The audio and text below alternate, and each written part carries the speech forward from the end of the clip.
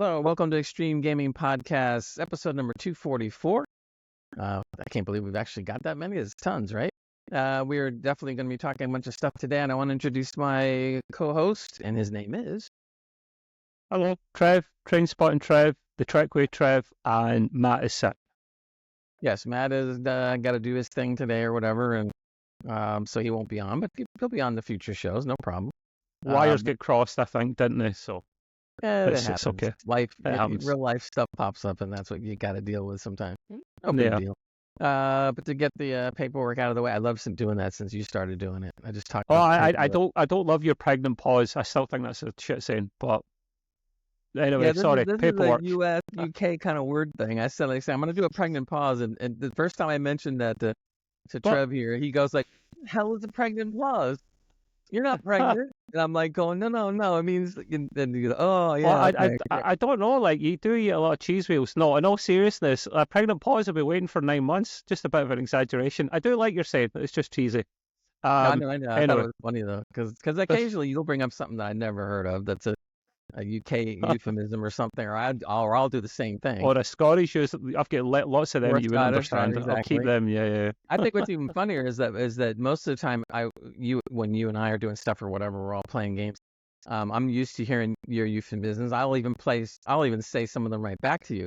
But if I'm talking to some of my other friends over here, and all of a sudden something like that slips out, they look at me going like, "Where'd you get that one from?" Oh, great. Yeah, that look in your face, like the look in your face, like you've just taken a dump in someone's bowl of cornflakes or something, that kind of, what the hell are you saying, man, Did you ever use the word we, W-E-E, before you met me? It is used by some Americans, not many, but it is used a little bit in the States. I mean, the only time I ever said we is like when you're enjoying something, you go, wee. No, a wee bit, W-E-E. Oh, wee bit. That's how you spell that word, W-E-E. Yeah. I think I've said it more now, knowing you guys for so many years. But prior to that, I probably didn't say it that often. A lot of times I'll say, instead of wee bit, I'll say let's say turn that up a skosh. And a skosh is a slang expression for is it Canadian? Do it just a bit. I have no idea, to be honest. I really don't. I just know that it means a tiny amount. Bring it up a skosh. Right.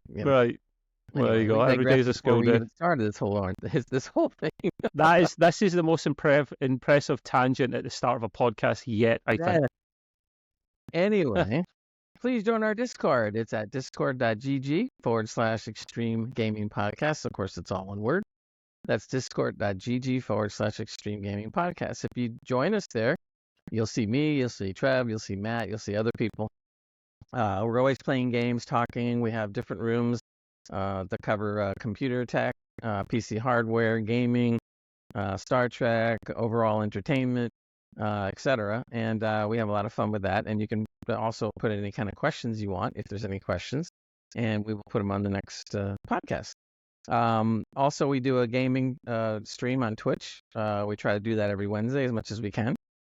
It's usually around 7 p.m.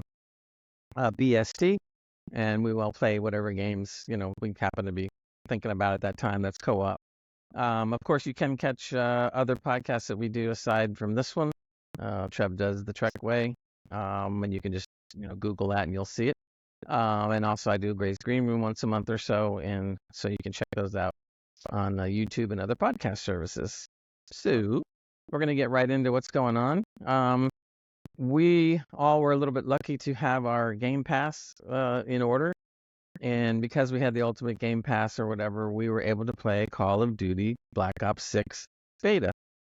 Mm-hmm. So that was kind of cool. So typical for Black Ops 6 and these kind of COD things and stuff, you have to download stuff, and then you get on, and then you have to download something else, and then you get on, and then there's an update, and you have to download that, and then you try to get on, and you can't, and then it boots you out, and then so after we went through about 30 minutes of that garbage, which is to be expected with the COD, we finally are solid, and we decided to join, and I found it fun. Generally speaking, I'm not a big fan of COD because I don't really prefer PvP very much. But if I'm playing with friends, which we were because it was Trev and Matt, And so all three of us were playing. It was a lot more fun playing together with friends. So I found it pretty enjoyable. I would never play it, just me. I would never play it myself against a bunch of other people. If I don't play with friends, I'm not going to play it at all. Um, I'll let Trev give an opinion in a second, but I thought that, again, I guess true to COD, the graphics were great. I mean, it was really good looking, really good sounding. It operated really well and so forth. You got to like that kind of style of game where basically you die 1,000 times and you come right back and each time and then just continue. Kind of like capturing flag or defending your area, or whatever. There was only 3 maps. The only thing I couldn't figure out is we were constantly playing in 2, and we got into a 3rd map that was a desert-looking map, and it never went back to that map again. I'm not really sure why, because it was supposed to be, whatever, random, but we never did get into that. So we had one that was like in a train yard with a bunch of train cars and stuff, and so we were dodging in and out of those, and maybe a couple little buildings. And then there was one that was totally opposite, where we were all of a sudden we're in this palatial estate on like 2 stories or whatever, and an infinity swimming pool and all this fancy stuff. And don't ask me why, but we're all fighting in there. And it was 6 on 6, so it was 3 of us plus 3 people we don't even know. And we weren't doing the in-game chat; we were just chatting to each other on the Discord. And then we just started, blasting away and trying to upgrade and level up. And of course, I did my usual thing, being a bullet sponge. But I was actually impressed that I actually got more kills than I thought I was going to get. So I'm like, hey, yeah. So, but Trev and Matt were doing better than me, especially Matt. So, but what do you think, Trev? I will actually, first of all, before I completely forget this point, the pod may be a little bit shorter than usual because we're doing it pre-recorded rather than from our Twitch live stream, just commitments that we've got in the way. So it'll be a little bit shorter, and it might sound slightly better as well. We're kind of getting used to this Riverside stuff, and we'll hopefully be the next few weeks certainly going live with the Riverside stuff as well. So slowly but surely we're ramping up. Well, it's getting bigger and better. I had to say that great before I forgot. So COD-wise, I get really angry and sweary and cursy and when I'm playing COD. I do. I just asked Matt last night. I jumped on for a couple hours. He was playing Star Wars and I played some more COD. And I swear a lot when I play it. It pisses me off. I don't know why. There's only 2 things that annoy me in life, and that's my football team and the Call of Duty online. I don't know what it is. You've got some probably 12-year-old shooting you in the back again. Yeah. Kind of pisses me off. This is why people invest in really good headsets and stuff so they can hear footsteps all around. And then I hear that Matt was playing with a controller on PC. Oh, really? I didn't know that. I didn't pick up on that. I don't understand the logic of that one. I get if you're on console, it's a game that's. I mean, Matt isn't here to defend himself, so by all means, I'm throwing him under the bus. I don't get that one, Greg. Do you understand why I mean, maybe he's comfortable doing that, but then why would you not play in console? I mean, there's some people that will play controller on everything, regardless. So I guess I can understand it, but yeah, for me, it's like those kind of games. You almost have to, in our opinion anyway, you almost have to play it with keyboard and mouse. You're much quicker, you're much faster, generally speaking. Even with the trackball, even with my trackball, I'm all good. So yeah, so I was a little surprised I didn't know that until you mentioned it to me. I understand about your frustration. Well, not really frustration, but when you're doing a lot of the cursing or whatever. I think it's just because it's the way the game is paced, because you're constantly getting blasted, and half the time. We're playing up against people that are really good. I mean, when the matches were over, I think we won only 1 match out of, I don't know, a dozen that we played or something like that. And some of them we lost big, like 200 to 80, or something. And some we held in there, like it would be more like 200 to 180 or, whatever. So we held our own occasionally, not very often. And these people that play this game, like, wow, I mean, these guys are just so good. They see a tiny little a blip in the distance and they know it's ahead and they just pop you, and you sit around going like, How did I get shot? Where did I die from? Uh, I don't get it. these are the pros that this you have to play COD a lot to be good at it. Now, some Yeah. people will not play as much and still be naturally talented. Of course, there's natural talent in these games, but practice is a thing. I'm not willing to put in that number of hours to be good at that game. If I play a decent amount, I can be okay at it. Like, I got top spot in one of our groups once, and I think it was one of the games we lost, for what it's worth, And then, but then I don't need to be first as long as I'm not last. It's always been my motto in life. I don't need to be first. It's not this race for me. I just want to I don't want to be humiliated. I guess I just want to be in the middle and just be average and normal, So it's funny, right?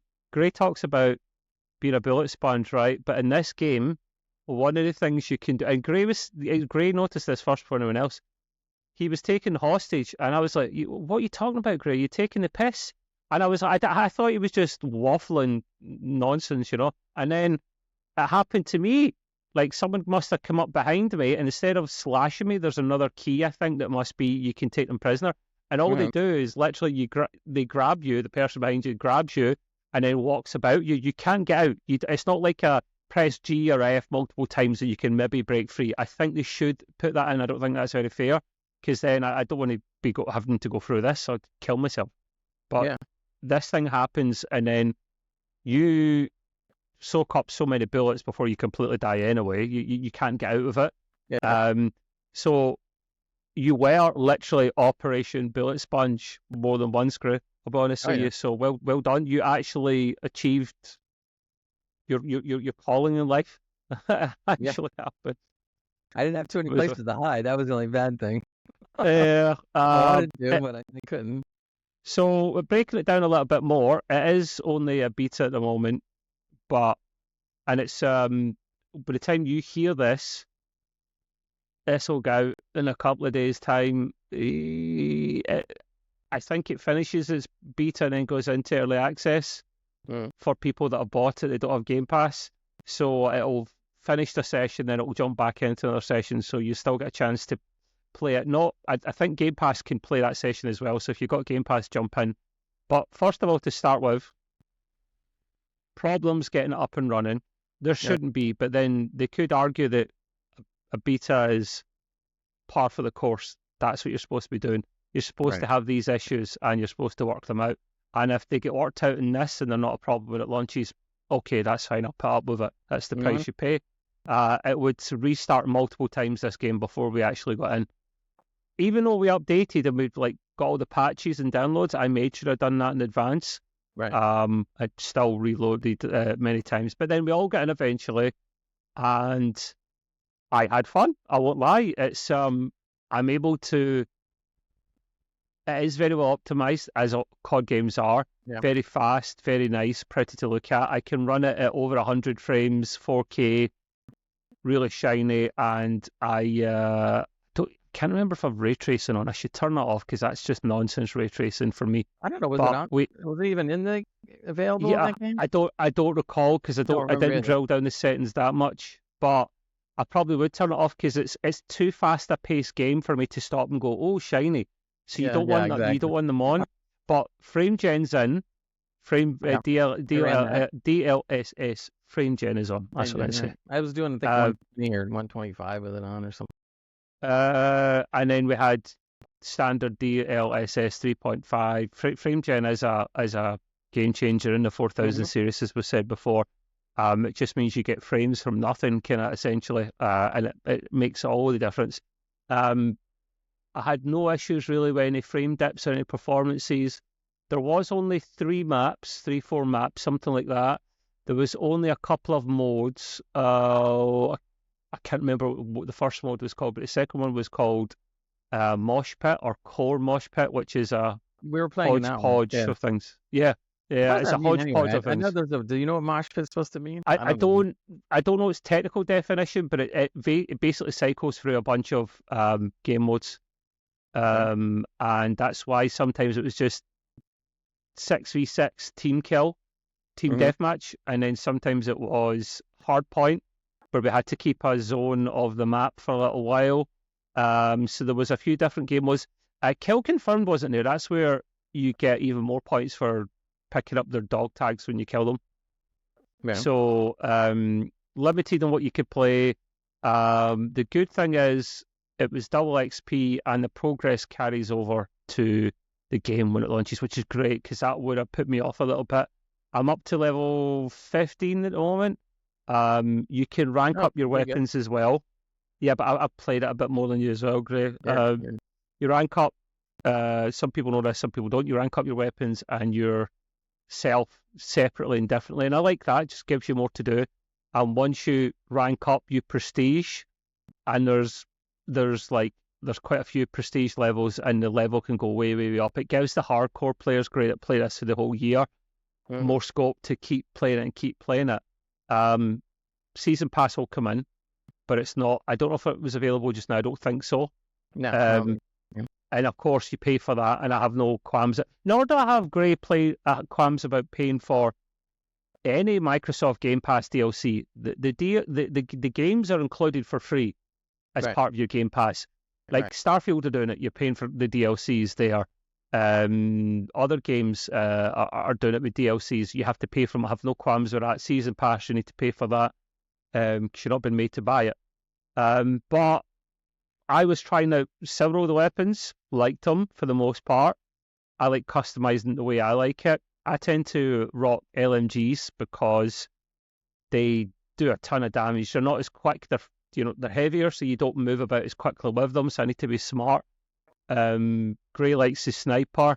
The problem with that is not in this game. I didn't. Yeah, Gray was getting his arse handy to him because they weren't. See, that COD has many different modes.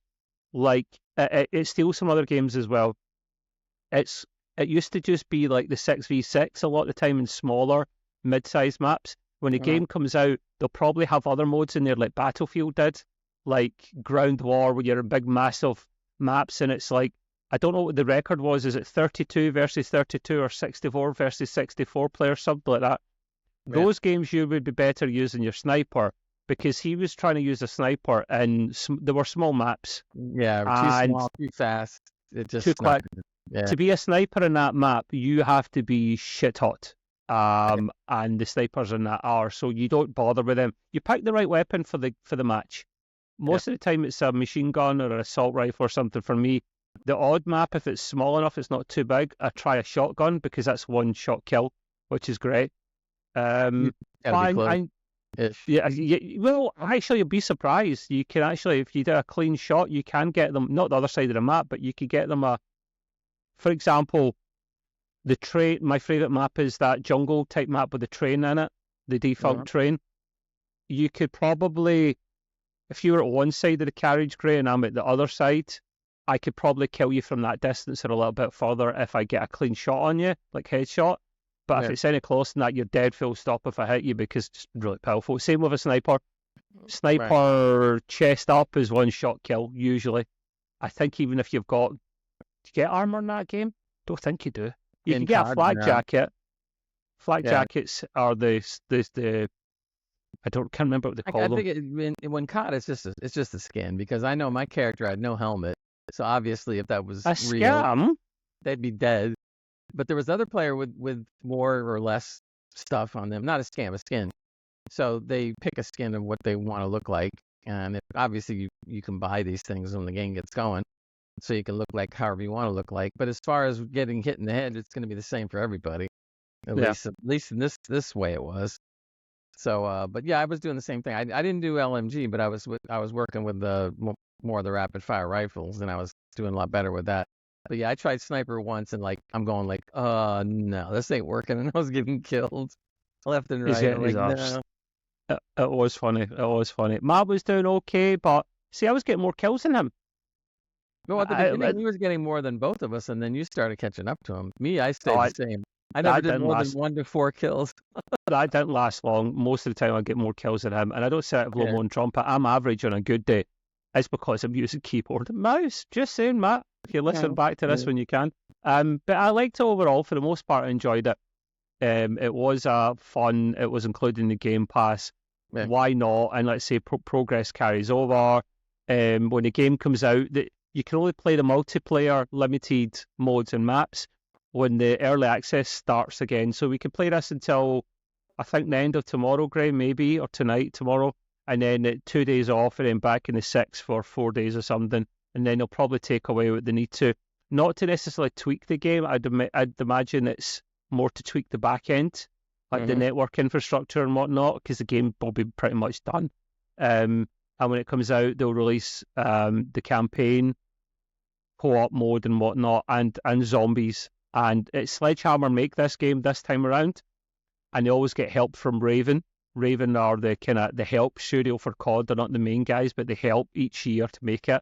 And then the zombie mode, because Sledgehammer done an awful job with zombies last time, is done by Treyarch, the zombie gods of COD. Like Zombie. literally, some of my best gaming memories are Call of Duty zombies, Gray. Genuinely, and when a game comes out and we fully review it, I will be reviewing more so the zombies part of it and trying to get people to play it. I remember Actually, Black Ops 1. Since you mentioned zombies, I'm not usually a zombie fan of You do a zombie better. game.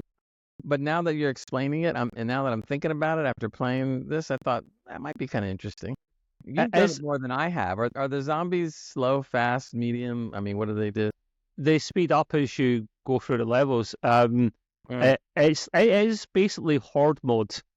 It is horde mode, but it starts off easy and they get quicker and more aggressive. But then you pick up perks as you go along, right? To make you like Juggernog. It's got a little famous jingle and a little fridge that Treyarch brought out and everything. It was great. I missed out on that. That gives you more health, and then you'll get speed reload, and you'll get all these things that you can add on. And because Treyarch are the OGs, the kings, the goat of zombies, then they do the best stuff. You get weapons that you can upgrade, and you can upgrade some of them. So you get a laser weapon. Did they call it the laser? It's basically a ray gun. You can upgrade that as well. And it's basically how far you can go last. But the zombies started off great, and was it Modern Warfare 1? It was just... Well, back then it was like everything was zombies. Zombie this, zombie but, that. So many zombies.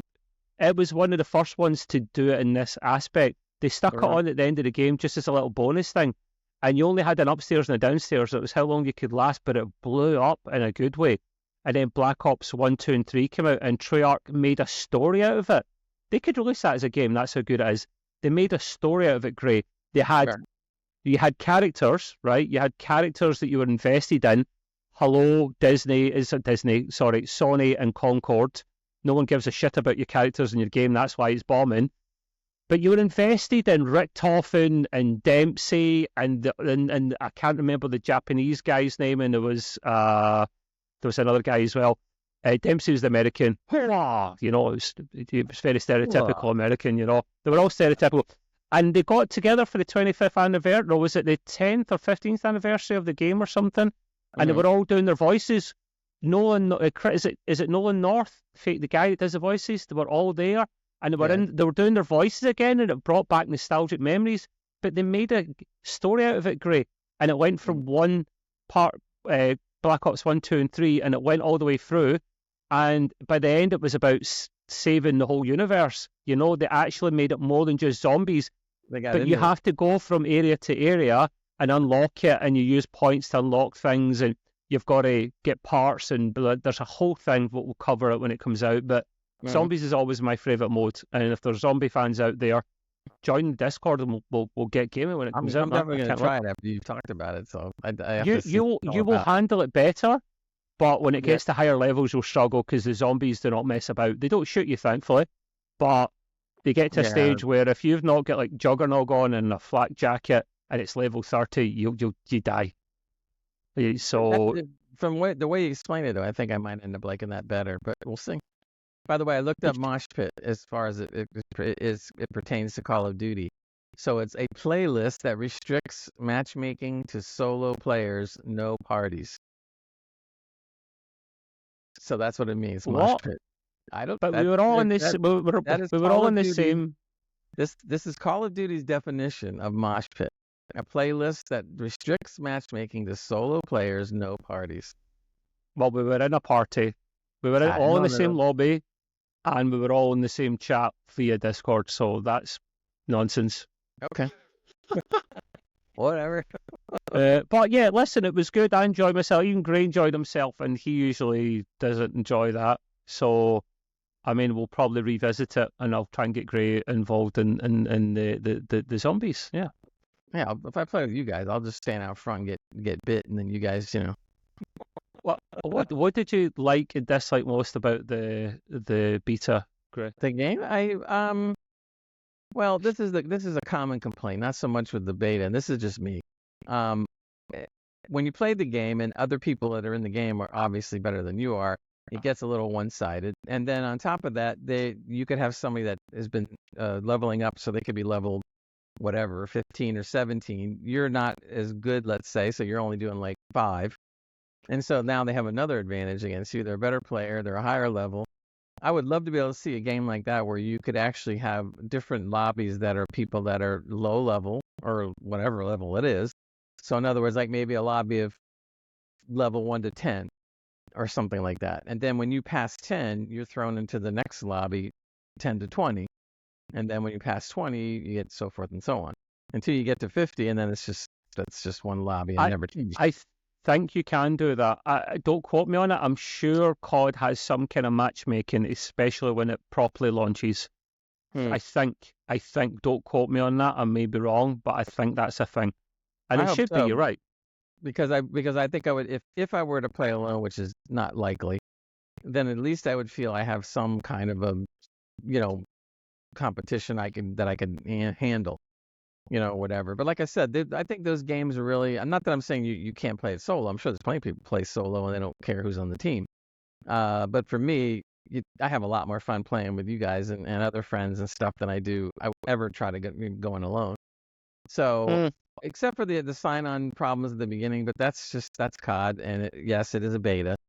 But even when it became a real game, that was still a problem. So, we'll see. But so, what did you like about it then? That's what you disliked. What did you like? I'd like pretty much anything about. You can't knock the fact that the optimization is good. The frame rates were good. It looked fantastic. I really love the way that the weapons handle, and I really love the sound effects of all the weapons. It should be optimized, Gray, though. They use the same engine across all the major 3-4 studios that they have, and they just upgrade and tweak it each year, so it should be good each year. I have a question for you. What if they ever wanted to do 42? I know. I don't know if they'll ever do this, but could you see a COD game like we were playing done in the ultra realistic chest cam style?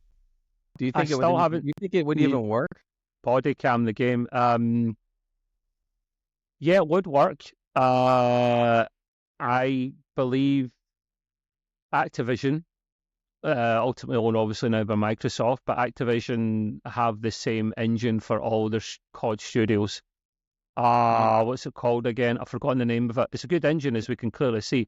But they don't use Unreal Engine 5, which I think that's what the body cam's done on. That's why it looks so good. They could do it, of course they could, but it's supposed to be more of an arcadey type shooter, and that wouldn't work for a realistic game. Saying that, I say it's not supposed to be that kind of game, but it's became less arcadey over the years. I mean, it is still arcadey because what I mean by that, you can jump in for a quick game and not have to do too much planning and thinking and just have fun. But COD has other modes in it now that is borrowed from other franchises, Battlefield for one, where longer, drawn-out games are in it, for example. So it's possible. I would think the ultra-realistic would play better in the campaign version of the game. But stick to what they know, Gray. Stick to what they know. Right. They make it. COD is usually one of the biggest selling games, if not the biggest selling game every year. Yeah. Until, with the odd exception of, I don't know, I didn't think Baldur's Gate 3 or something would beat that. Obviously, when GTA 6 comes out, that'll win. Yeah, that'll probably, Yeah, so, but basically, other games avoid releasing in October or November because they know it's literally suicide to do that. So the other thing, too, is they generally put out a game every year, which shows you that it can be done. It doesn't mean you can't. Yeah, but that's because they yeah, have a massive amount of people working on it. So yeah, that's a very good point. Microsoft said they would consider delaying that schedule, right, mm, slowing it down. Um, and I think they should because the games would be better quality. And you're right, the only reason they can do it every year is because they have three major studios working on it with a fourth in Raven helping them. And each studio has a massive ton of people. Plus, they use the same engine, so and mm, the same source code and all that. So they just need to go in and tweak and change things. There's still a lot of work to be done. I used to I briefly dated a girl who worked for Raven Software, and she told me about all that she was a environmental artist, and I saw some of the work, and I was like, wow, like I have got so much respect for guys like you because you make the games look stunning, like the backgrounds. She'll do the art, and then it gets digitalized and whatnot, mm. and it's absolutely stunning. These people do such a great job, and that she told me the amount of work that goes into these things. It's unbelievable, and that's why they're talking about maybe slowing down the schedule. What I think Microsoft will probably change their minds and stick to the status quo, Gray, because money talks and they see how much they could Yeah, get every year. you don't want to take Why too change it? many chances, right? Because you But can't. saying that, can you imagine if they done something like Battlefield is every 2 or 3 years? And the Hmm. last Battlefield was a disaster. But if they do another good Battlefield, they spend a few years. This is EA. They'll spend a few years working on it, and Hmm. they're usually brilliant games with bigger, longer campaigns, more detailed, thought out multiplayer modes because they've had the time to work on it. So who knows? I think Who even knows? though we're on a tangent, it's a good one because I was looking at I believe you had posted the story in the Discord. I think it was it Black Lace or Black something, and they were So showing what are you talking about your laundry again? no, no, that's actually different color, but no, but Ah, anyway, so this game is not out yet, but they had a clip of it on YouTube. And wow, I was looking at that and I was going like, holy moly! I said the stuff looks so real. They were like, it was like fighting or almost kind of like taking COD into a museum, I guess. oh It yeah, I saw that. Was that all yeah, the white marble and stuff? Yeah. yeah, and I was like, holy Yeah. moly! I mean, it looked really, really good. It looked like you could, even if you weren't VR, it looked like you could just reach out and touch your screen and not and feel everything that was in the frame. If you want But to see what we're talking about, join a Discord say that, yes. But and you'll see it. here's the Yeah. thing I noticed about it that I didn't like, and maybe is something that happens when you use ultra realistic. So everything, let's put the player aside for a moment. Everything that was happening to the player, or what the player was experiencing, or what the player was walking on or going through, or whatever, Yeah. was just about as real as you picking up a pen and looking at things like right now, right? So it was unbelievably realistic. So from a technical standpoint, it was crazy good. Now, I noticed though that when the character became involved in doing whatever they were doing in the scene, it was so ultra realistic in the backgrounds and the foregrounds and everything other grounds. Okay, everything was so ultra realistic that now the character didn't look to fit. You know what I mean? Even I'm not Yeah. saying the character I'm not saying the character had bad graphics. No, they didn't. But the character wasn't at the level of the surroundings. So when I was watching the Which is character, weird. yeah, exactly. So when you're watching the character, you're going like, you're trying to figure out what's off about this. It looks really great, but something's off. And then as I I, started to realize it, I was going like, oh man, it's the player. He doesn't make it in this. It just does. I It can't wonder do it. why they done that though. I wonder why. Maybe they just wanted to do that as a tech demo to see what it would Well, the only other actually thing I look can think like. of is that it's a lot harder to make the human look that realistic. You notice that even in the games that we've seen some footage on, the body cam things that aren't really out yet, but we've seen the previews. You're not really seeing the characters as much. I mean, you are, but they're either at a distance and they're not like really close, and you're not playing like third person. You're playing more first person, so you don't see yourself. And I think there's a reason for that because the ultra realistic things that you do look much better if you're covered in first person. This game or this clip of the game was all third person, so I think again, remember it's way early on this game, and I'm assuming that they're going to have a control for either third or first.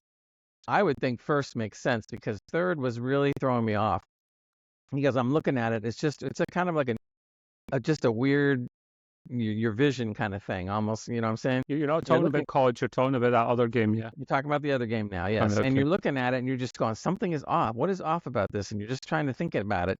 And then you finally realize that, oh, it's the character that's just not up to the quality of their surroundings.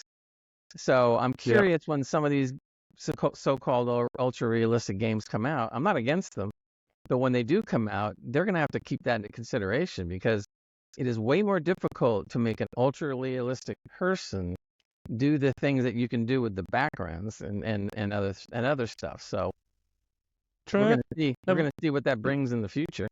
I never thought of it like Um, that. Great. I'm also really quickly curious. Why do we have our cameras on if it's an audio podcast and recording? because I might do something with the video. See, I thought you might say that. See, this is why I didn't turn it off randomly, because then it'd be like, No, yeah, no, clipped. and it's better just to do this because we're using Riverside, so it's nice to Yes. be able to practice with it. Yes. We might as well move on to the next thing because we spent a good amount of time, which was fun on this. So in the game news, anyway, Xbox Game Pass subscribers are going to have to wait a little longer for some of the ultimate big releases. And what do we mean by that? Well, you've noticed on some of the gaming companies, Game Pass being one of them, I think even Ubisoft's doing it too. When they talk about their Game Pass, now they've tiered everything out. So basically now they have what they call a standard tier, and obviously it costs less than the ones that we play on because we're playing on the ultimate, pass or whatever. But in order for people to afford to be on the tier and to have good, be able to play the games technically free because they pay, they have a standard tier that's a little more affordable. But now apparently what they're saying is the standard tier will not, and they said this in advance, so it's not like they were going in unknown. But the standard tier does not include the day one release.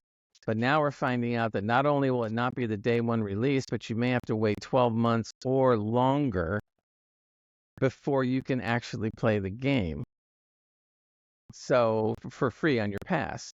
So now I'm sitting there thinking like, because if you're on the standard tier, you're saving a little money, but if you're watching all these other people play the game now for a year and then you can't play it for a year, I don't know. I suppose that's why they made the tiers, and then you get to pay the extra couple bucks. But I just thought that was something that was. I'm not saying it's a wrong. People know it going into it, but boy, that would be annoying to me to sit there and watch like a bunch of people playing the game, and I got to sit there and twiddle my thumbs, or come up with the extra money because I ain't gonna be able to play the game for free on my Game Pass. I have to wait. I think 12 months is a long time.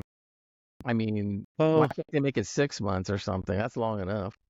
The two things I've got to say in that are, I think it would be a tier that's designed for people that don't care about day one exclusives, that they just want a general catalogue to play, because think PlayStation Game Pass, they tend to not release games day one because Sony are pretty much the kings of console story driven big narrative games. Like I love that.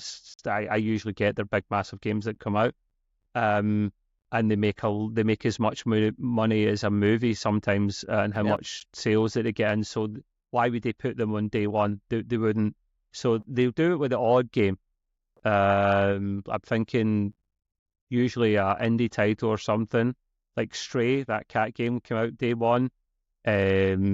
Horizon Forbidden West came out just 1 year after it was released and came into the Game Pass. I mean, it's going back out of it again shortly, which surprised me considering it's their game. But yeah, you're right. Probably 6 months is a fairer timeline. And the second thing is, and I had to say this at the very end, so to not undo all of Gray's hard work, I mentioned this probably about 2 months ago, a month ago, about the different tiers. Gray just forgot. No, I mean, I know about the tiers. That's why I was saying that I understand going into it. Like, for instance, the core membership is $9.99. I'm talking USD dollars for a moment. The standard's $14.99. The PC is $12. So actually, the PC is the best deal, which is what we got. Well, the ultimate's $20 a month. But the ultimate allows you to play on PC and console if you want to do it that way. I don't care because I don't really have a console. I rarely ever use it. So really, the PC is the better deal. It's only $2 more, and you get day one. Um, so Yeah. so for people that really don't care about day one, like you said, I guess that makes sense. I mean, there's something for everyone. In other words, it's just that I'm saying 12 months, and they said 12 months or longer. They didn't even say like, oh, it'll only be 12 months.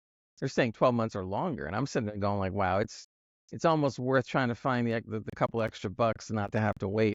Or I think, in fairness, it shouldn't be as long. 6 months seems like quite a while. What years? Like, I mean, in gaming, a year is like forever.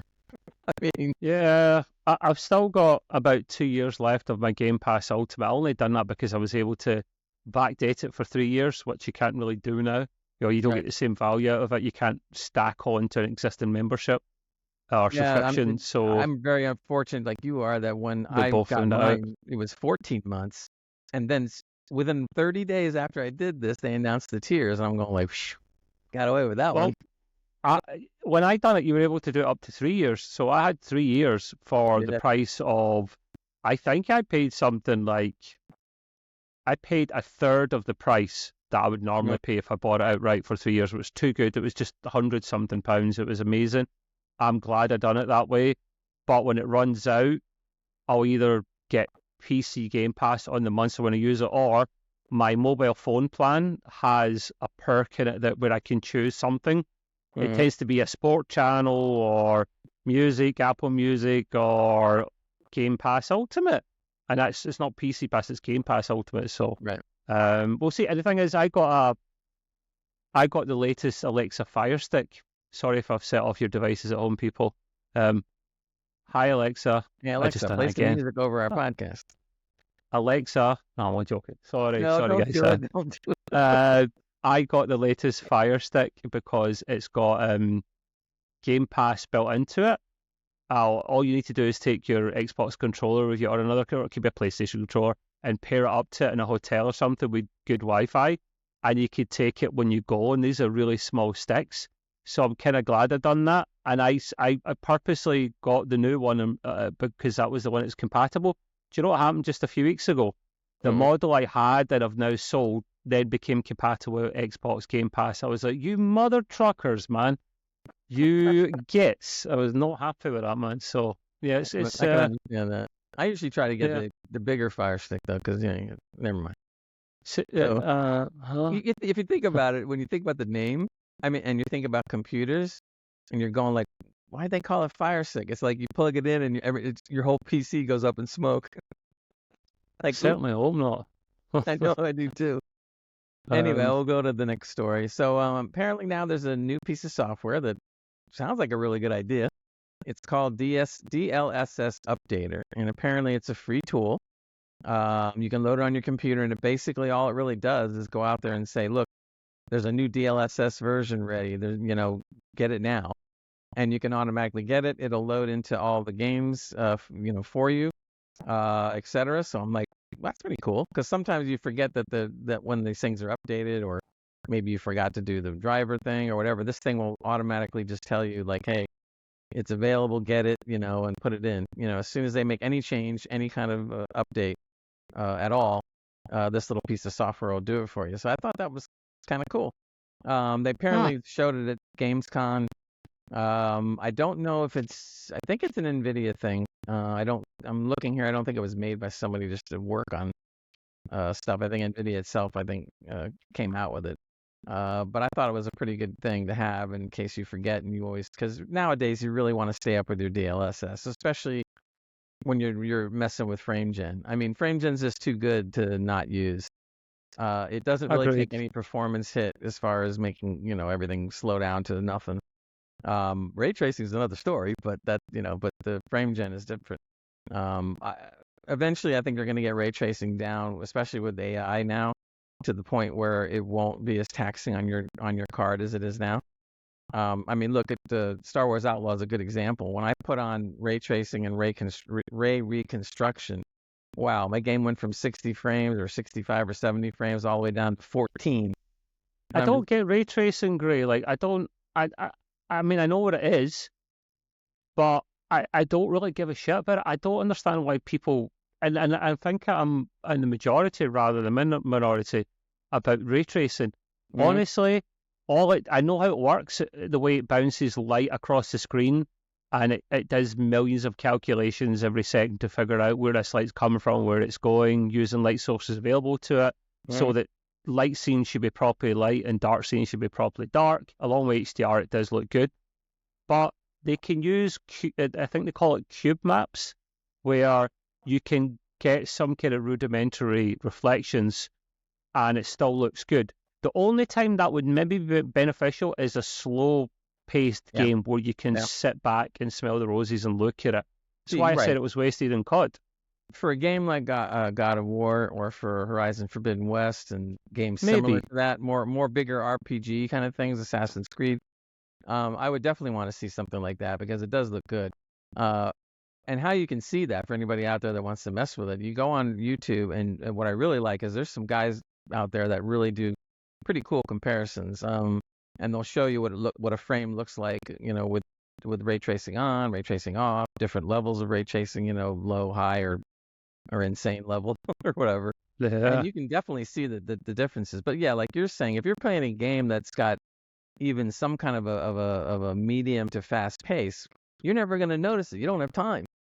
You're flying around having a good time with the game, and you're not going like, oh, that looks real, and then you're dead.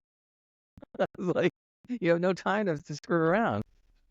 But in Yeah. the wide open RPGs, yeah, I like, especially like with the Assassin's Creed, when you're climbing up a really tall building and to perch yourself out on a pole or whatever, and because you're syncing your player, you just sit there and look around. It's like, wow, this is cool.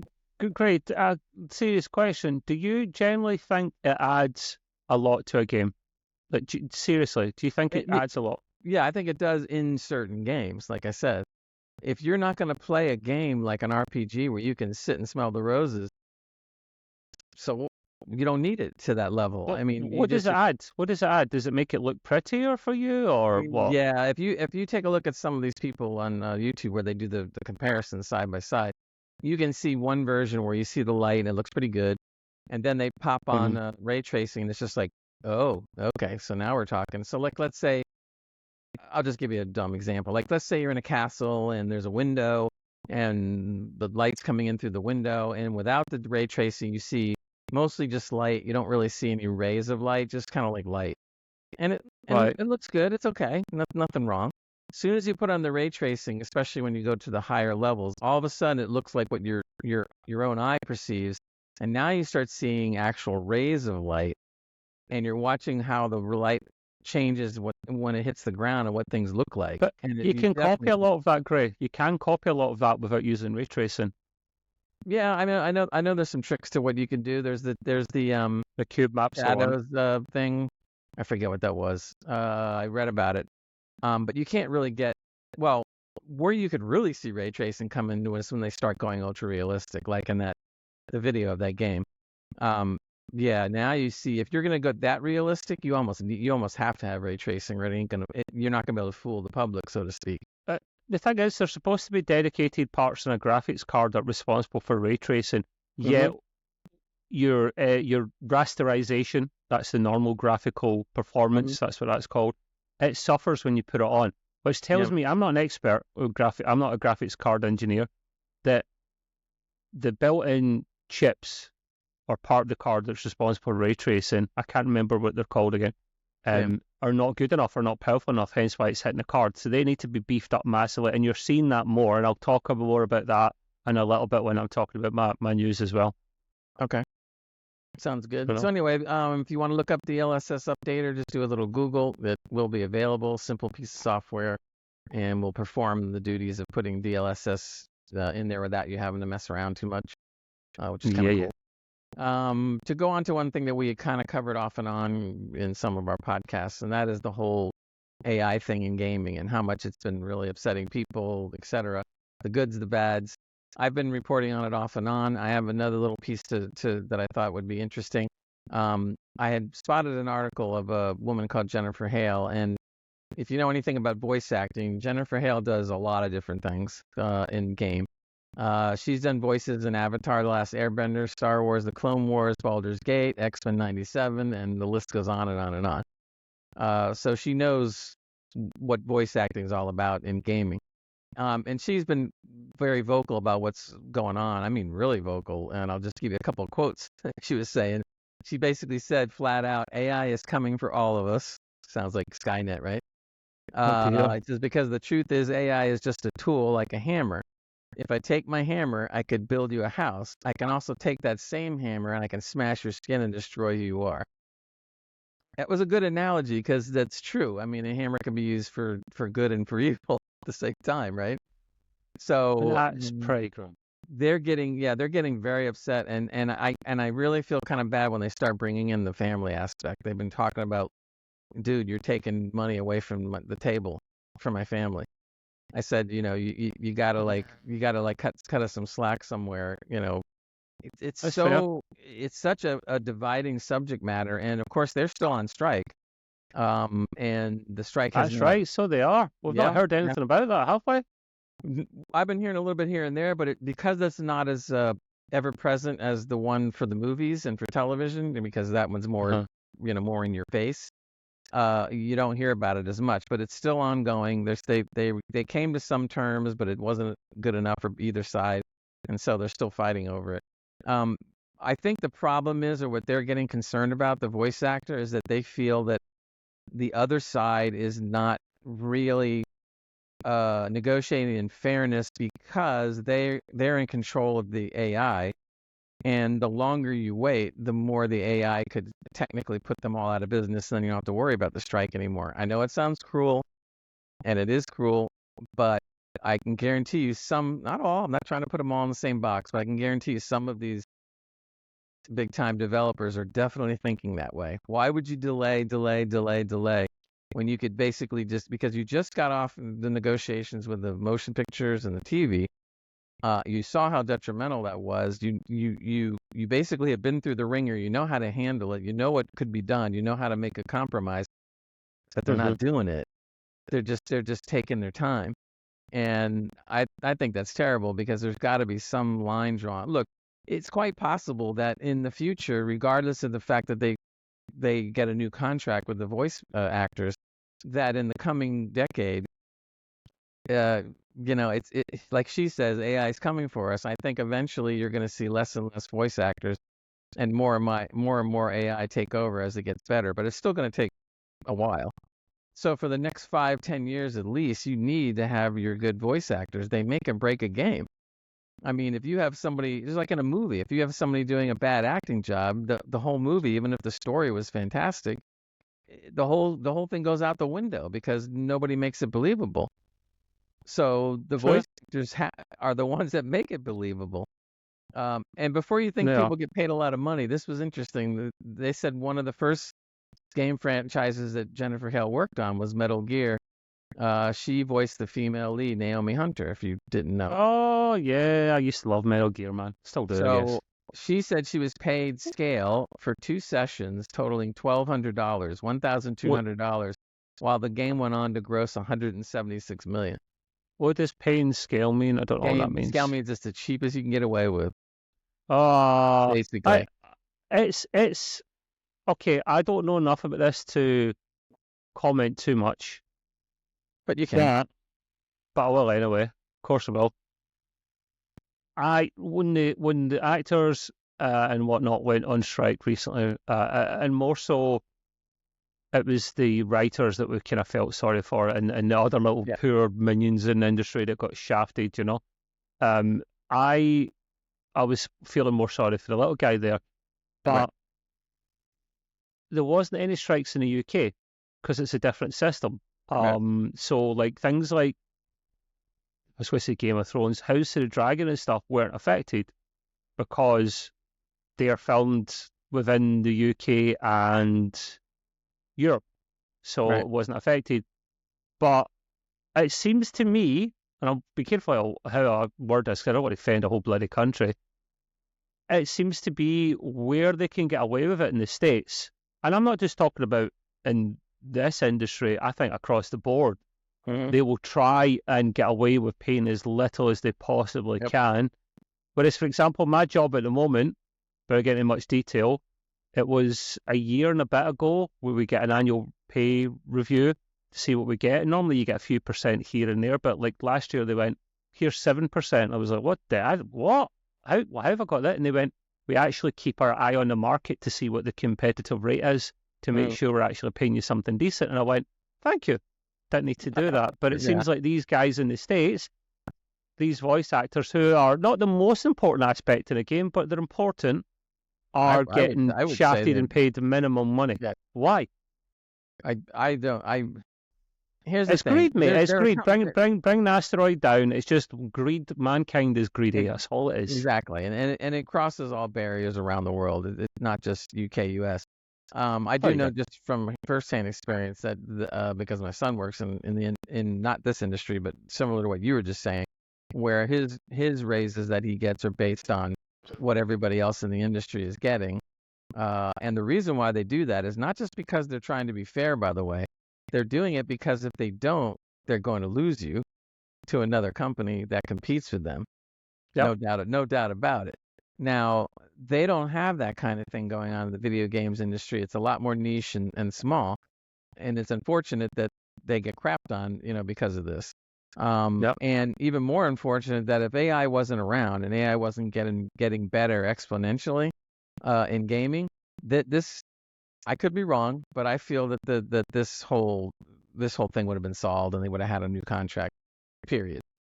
And the more this goes on, the more it starts to reflect worse on the certain developers, et cetera, of games, because you can start telling that they're actually waiting on purpose. It's not even funny anymore.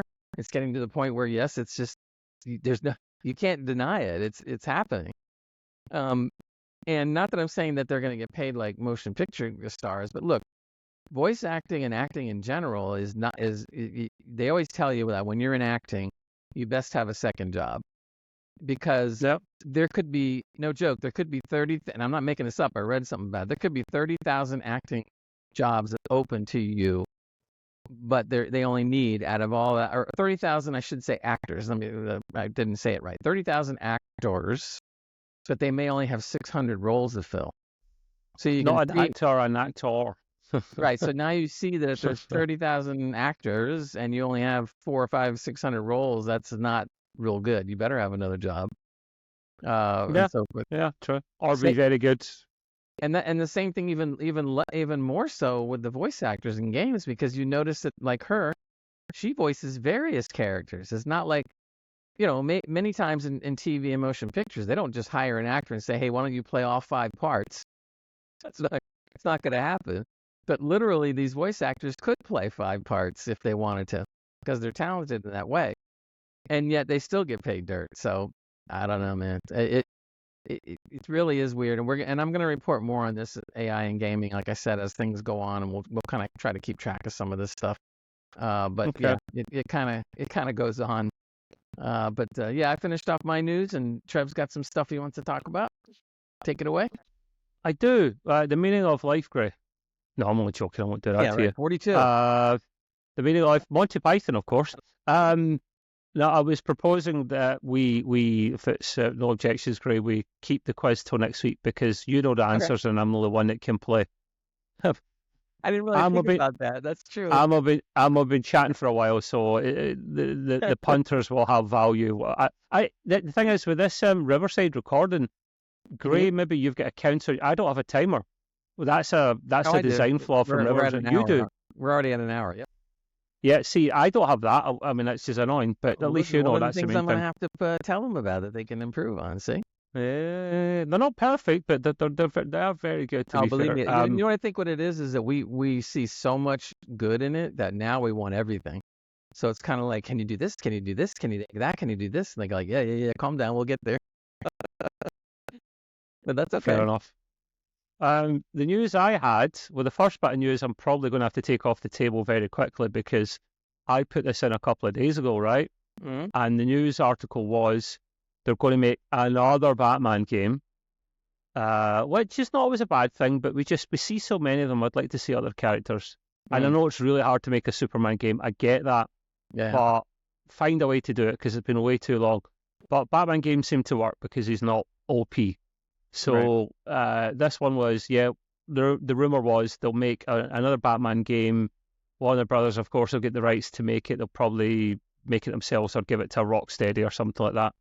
And it'll be set in the Matt Reeves universe, right? And remember what James Gunn said. Movies, animated movies, comics, cartoons, animation, a lot of it is all part of the same universe, right? Unless it's, or the characters that play the role in one can take it through all the mediums, right? There is the Elseworld stuff, which we know, which is Matt Reeves, the Batman, and the DCEU stuff that they had before, Superman and Lois, that's all set off to the side, that's fine. Black Label, I think we're calling that stuff. That's a whiskey, and I thought, It is. It's not the best whiskey going. Like, the Scots don't drink that stuff. It's just the Yanks that drink that, mate. That's the commercialized garbage. Yeah, I get it. We keep the good stuff and send you what you think's the good stuff, but we actually have the best stuff. So, and I'm not actually joking about it. Genuinely, no, I know what you're talking about. Okay. Anyway, right. So this Batman game, I thought it's a good idea, but then I quickly opened up the article to read it again there, and there's an update on the original story, which reads, DCU master James Gunn. I'm quoting. I'm not calling him a master. I call him a lot more worse things than that. Yeah, he hasn't been proven master yet. Begins with W's and D's and whatnot. That's the GGR podcast rant though. Yeah. James Gunn himself has refuted these claims and a rumor of a Batman game set in a universe created by Matt Reeves. So, basically what I'm saying is the last 5 minutes you can delete and forget I ever said. That's the long and short of that there, yeah. Well, I mean, yes and no, because I think the rumor is most likely true that there's a new game coming. Now, obviously... It's referred to it, though. Right, but it's not going to take place in Matt Reeves' universe, at least as far as James Gunn is saying. Probably should. But I'm sure they're working on something. It actually brings up a good point, though, when you start talking about it. Why wouldn't you want to make a game in some of these universes? It may allow you to do stuff that you couldn't really do before. It may possibly, because what I said before, that James Gunn wants the characters to cross across. So if you do the voice for one, you do it in any of the mediums. Mm-hmm.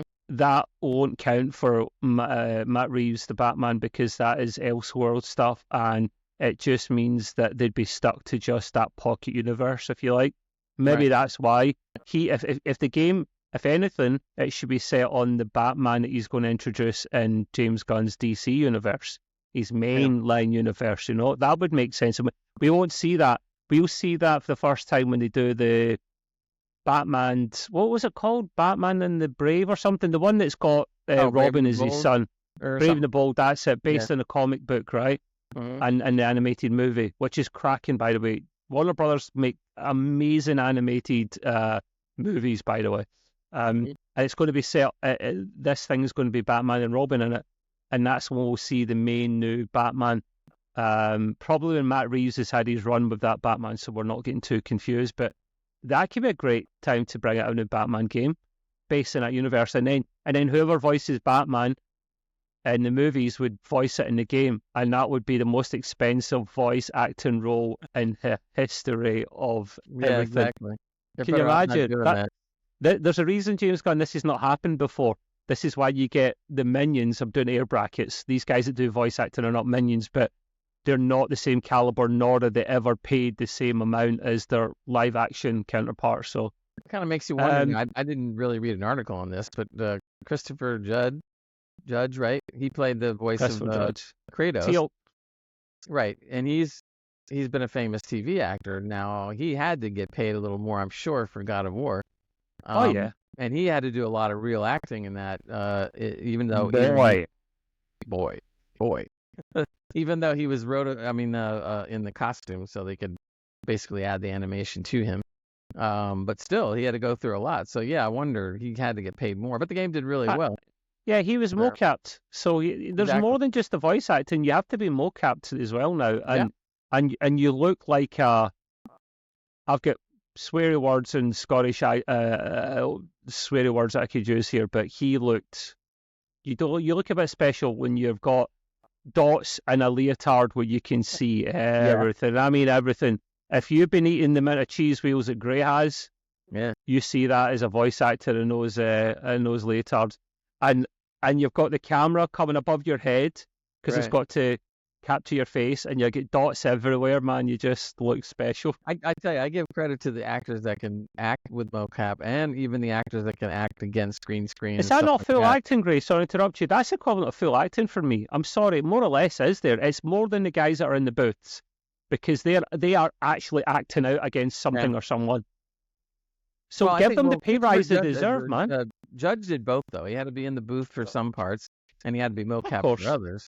But regardless, I mean, voice acting doesn't get the credit it should a lot of times, is what I'm saying. Because you have to be more of an actor than you think, because somehow they can't be seeing you. They're just seeing the animated version of whatever you're voicing. We discussed this with Prodigy, with Bob Picardo. Right, exactly. It took a while for him to come out his shelf, and then he got used to it, whereas Kate Mulgrew was pretty excellent from day one, because she is a superior actor to Bob Picardo, I think, in my opinion. So. And I think that was, most people probably didn't notice it, but you and I did, and we noticed that as he got used to it, the voice acting, he got better as Prodigy went on, and that's okay. Hard. That's something you learn. But Judge had to do like a lot of really, I mean, he did such a great job. He had to do some really heavy emotional acting, and there was a clip I saw of him doing a really emotional part where the character was actually crying, and so Judge was crying. But at the same time, he was in a mocap suit with the dots and the lights all over him, and he's crying. And I get it, because and the acting comes through when you watch the finished product. But when you see somebody captured in a big old mocap suit and they're crying, you're going like, what's wrong with this guy? To be fair, right, I love Big Chris Judge, I really do. I loved him as Stargate when he played Teal'c, brilliant. Loved him, favorite character easily. Samantha Carter, she was pretty hot as well, but I mean, I digress. And then going back to the video games for a second, I think for me, while those emotional points were emotional and raw, he suited that role, and I don't mean to demean him, but most of the time the character of Kratos is very hollow. He's very Keanu Reeves. He's built for a one kind of character and role, and that's it. His Kratos was very similar to his Teal'c from Stargate. He doesn't need to act a lot, but he needs to be very Spock-like, and that could be hard in its own right. Like trying to show no emotion is very difficult. In fact, I'd probably say Ethan Peck's got an even tougher job, because at least Teal'c, Kratos, Christopher Judge could smile a bit and make some jokes every now and again, whereas that very rarely ever happened with like your Spocks in the world. So there's always a debate on whether that's a harder thing or an easier thing, but I tend to think it's just as hard, because he, like you said, Kratos is only the type of character that he is. He only has so much emotion, and to be honest, the character of Kratos, as it was written in the two games, was the fact that he didn't show a lot of emotion when maybe he should have to his son. And so then as we started getting to the end of the game, towards the last third of the game, all of a sudden he had to start bringing this emotion out slowly but surely until he actually could.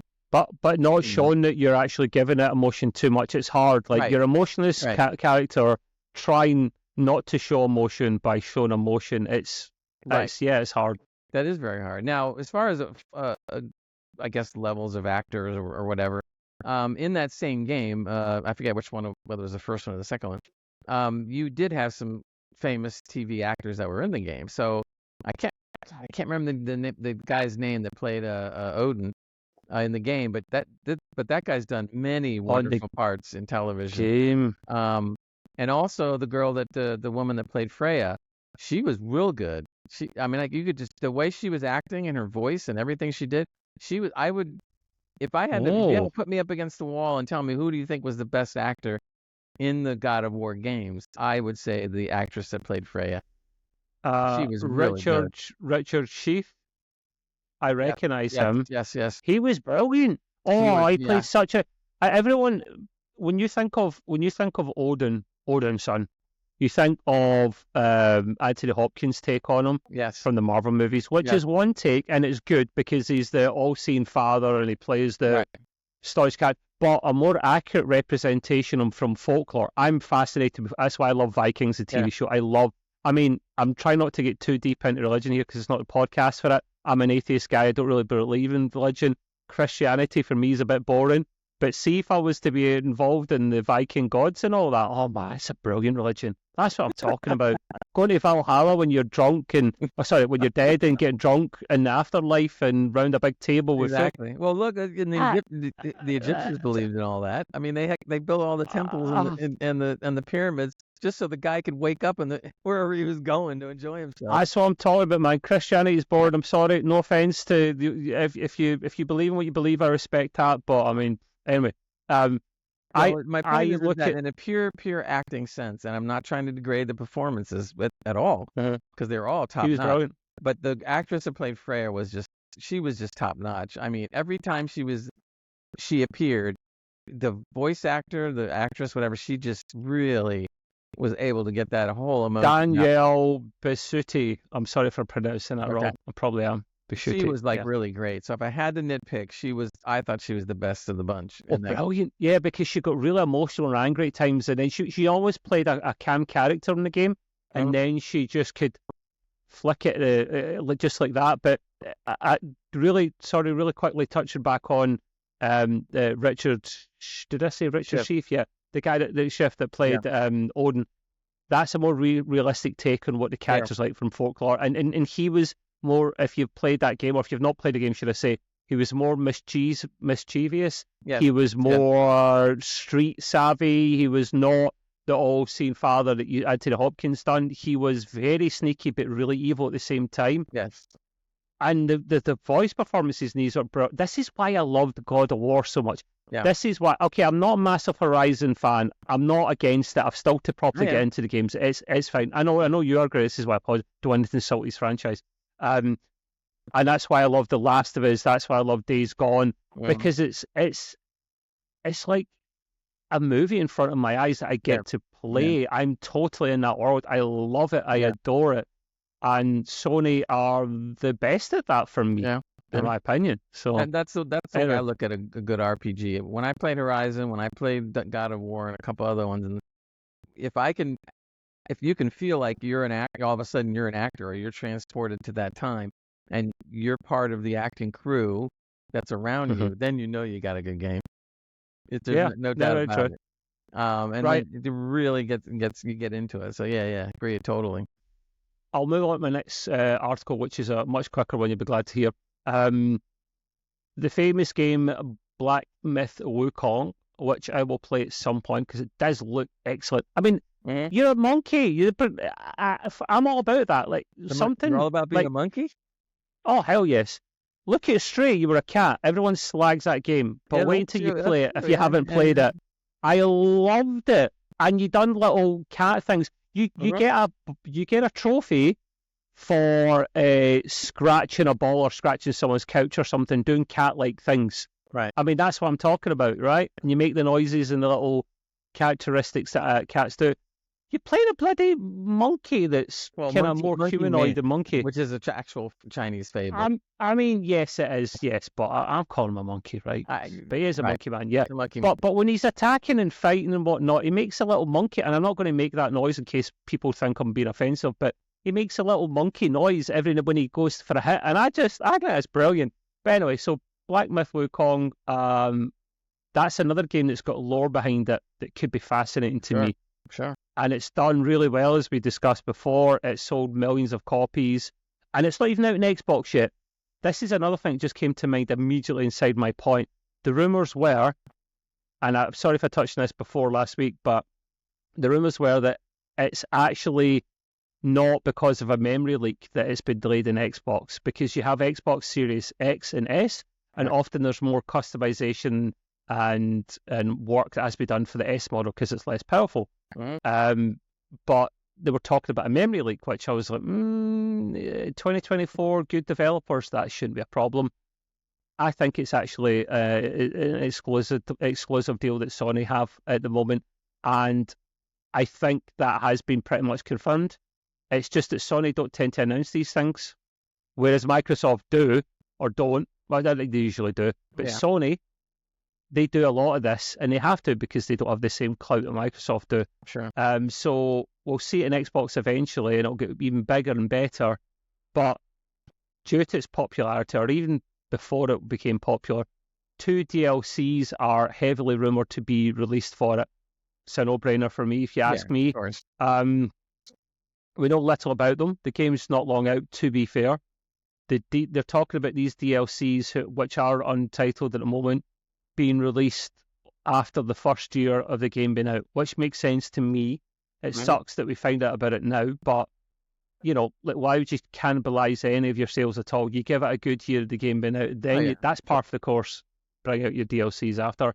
There'll be 2 decent-sized DLCs, and we don't know when they'll come out, like how often they'll be spread apart.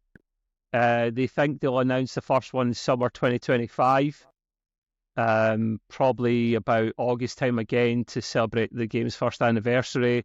They'll 100% make sure the Xbox versions are out before they do this. I reckon they'll make sure they're out for several months before they announce it, so they don't cannibalize the Xbox sales. And I'm happy for them because it's a studio that's a Chinese studio.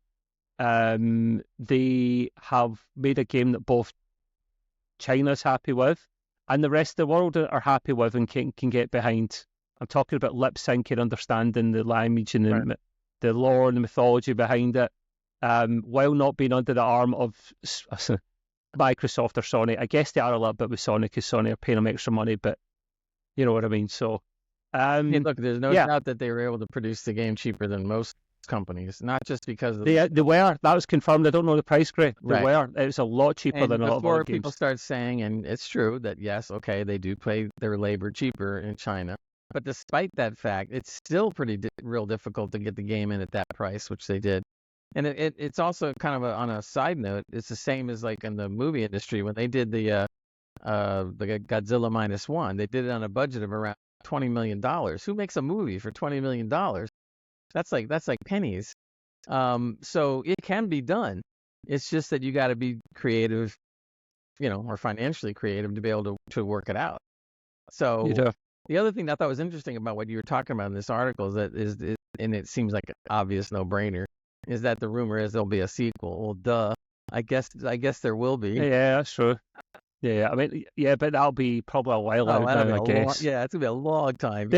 They'll spend the next year or so making the DLCs, or a year plus, probably next 2 years making DLCs, and then they'll get onto that. So we won't see for a while, but that's fine. We have DLCs to pass the time. I was Googling something while Gray was talking there. So the studio's called Hero Games. They spent 3 years, just 3 years. There you go, gaming studio world. This is how you do it. You do not need 8 years to make Concord. It's a pile of shit. Oh, wait a minute. Technical worse, what was it? Skull and Bones. It took, what, 10? Oh, yeah. Or a Bethesda, which will take forever. It'll still come out janky. They spent 3 years. They invested 60 million yen, which is approximately 10 pence. I'm looking. It's approximately $8.5 million. Wow. $8.5 million for that over 3 years. Yeah. This is how you make a game, people. And I bet you they don't have a huge studio with lots of people. Why does it take years to make a game, hundreds of millions? Right. I mean, even if you wanted to extrapolate a little bit and try to put the amount up, double, let's say double that because of labor things or whatever. Even at double that, it's still really cheap to make it to create the game. I mean, that's insane compared to the prices we hear about some games, not indies or anything, but the bigger AAA games. You hear prices of 50 million, 100 million, 150 million, and they do all this on 8. It can cost 200 million. The Sony games cost 200 million to make, the games I mentioned before, but they're kind of worth it because of the amount of money they make back. Yeah, understood. But that in the gaming industry, that's a rarity. There's only so many franchises that can pull that off. You know, like COD, like Assassin's Creed, like a couple others. That's it. I mean, so to see a game come out of nowhere, so to speak, for that kind of price, or even when we've talked about this before, when you go to games like Enshrouded and stuff, when you're getting a way more for your bang for your buck that we used to get years ago, but we don't anymore. And all of a sudden you see games like Black Myth, Wukong, and Enshrouded and a couple other ones all of a sudden come out with a game that's like, oh, you mean we're not going to have as many problems as we've had before? Amazing. Yeah. You know? Yeah, no, it is. It is. And good luck. Respect for these guys. I would like to. I love the fact that we're seeing a studio that isn't a Western studio, or I was going to say an American studio because that's where most of them are. But it's a refreshing to see and what's actually possible. But because we don't have a Matt would normally jump in with kind of game or news or whatever a bit now. But I'll just move on. I'll get some hardware news which I keep separately. You know, I mean, we're all interested in the hardware, but I think out the three of us that are still on the podcast now, I probably enjoy it, or I geek out about it more than the other guys. They're still involved. They still like it. But I like to think I've got more of a understanding of what's going on here, so I'll follow it. And all hardware I get across consoles and PCs.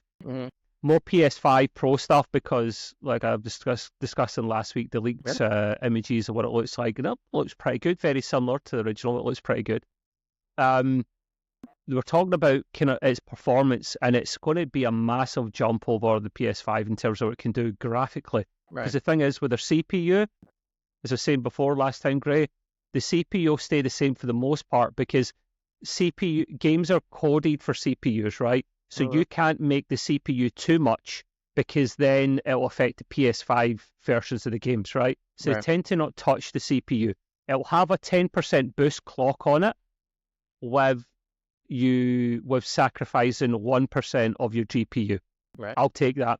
I'll take 1% of the loss to get 10% on the CPU. Sure. But what they do is they upgrade the graphics quite a bit, and they use AMD as does Xbox. I wish they would use they'd all make up and use Nvidia again, man. Because can you imagine my console Nvidia? And amazing. Anyway, before I get too excited, so AMD is not a slouch, not for this. Not for this. No, they're not a slouch, but I mean, come on, the high-end graphics are still Nvidia. We know that. Like in terms of the cards, PS5 Pro's performance will be closely matched to the AMD 7700 XT in rasterization. As we touched before, for those that don't know, rasterization is the measurement of standard graphical performance before you talk about ray tracing and whatnot. And that's what I'm most interested in, sheer horsepower. I like DLSS, I do, but I want to know how much. It's like horsepower in your car. I don't drive, I can't drive. So the equivalent of horsepower for me is what I've got sitting under the hood of my PC case. Yep. And I'm packing some decent punch there, so it's great. And a 7700 XT graphics card was a really good card. It wasn't the highest, but it was up there. It was pretty good. So it will be close to that. But it will be faster in ray tracing than the equivalent card now. Are we talking they've got FPS all the time now? Well, that's the unofficial thing that they'll never admit to and confirm because it's suicide to do so. That we're now talking about that console should be a 4K 60 minimum standard. And I think it really should be. And even if games are not developed or get the patch for, because it'll have a badge, PS5 Pro compatible, just like the PS4 stuff was, PS4 Pro compatible. You had to do so many things as a developer or a studio to get that badge. They'll release patches for a number of games. Sony will release first-party patches by default, but even if no one releases a patch, there'll be a boost mode which is available in current-gen consoles, especially the Xbox One, which will brute force games up to a higher standard without breaking the game. So that's a good thing. It will have its own equivalent of AMD's FSR. It's now, oh God, I always get this mixed up. Wait, are we talking gen and consoles?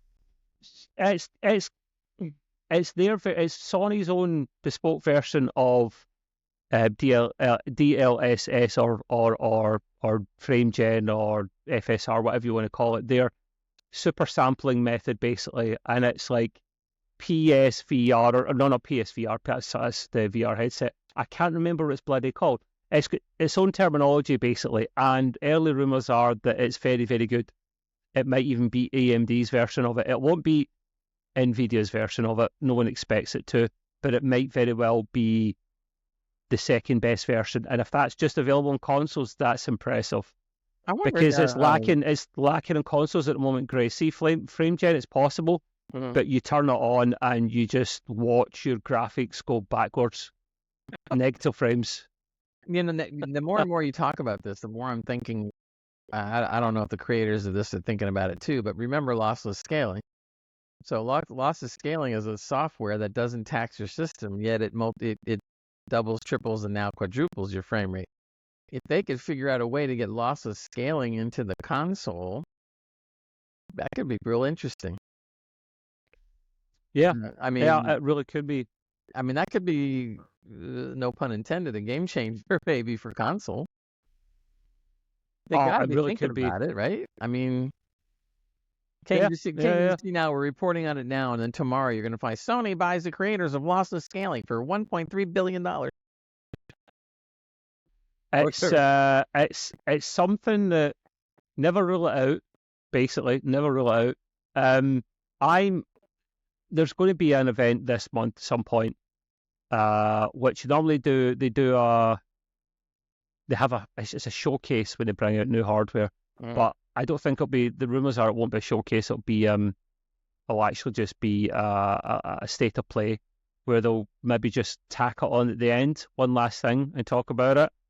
Because the rumors are that it'll be released in November ahead of the holidays, and that's the perfect time to do it because we know the new Switch, the Switch 2, whatever it's going to be called, will be announced in this current financial year. Doesn't mean it'll come out, so it could be announced up to the end of March and not released for a couple of months after that.